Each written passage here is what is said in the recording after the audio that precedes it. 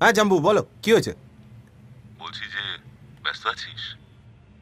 না ব্যস্ত না, কি হয়েছে বলো। না মানে তোর সাথে দরকারি একটা কথা ছিল তো, তাই।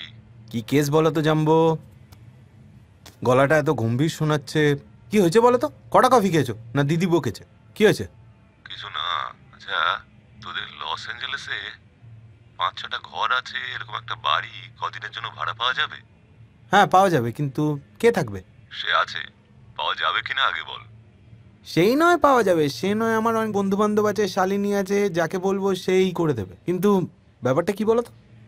ধরে নে না যে আমি একটা অ্যাডভেঞ্চারে যাচ্ছি, তাই। হ্যাঁ অ্যাডভেঞ্চার?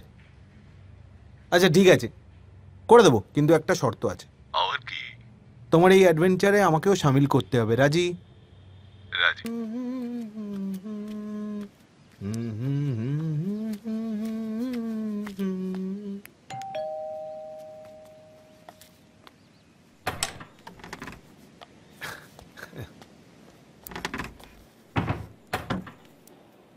হ্যাঁ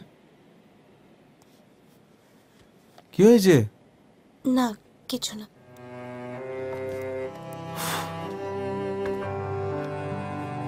তুমি বলছো কিছু হয়নি, আমি বলবো কি হয়েছে।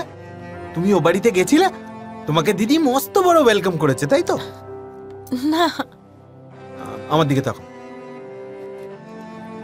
আমি আছি তো। এবার একটু একটু কফি খাই, চলো ভেতরে চলো। চল দেখ শালিনী, আমি জানি না আমার দিদি কেমন, আমাকে তো কোলে পিঠে মানুষ করেছে বল। মা যখন মারা যায় তখন আমার বয়স 3।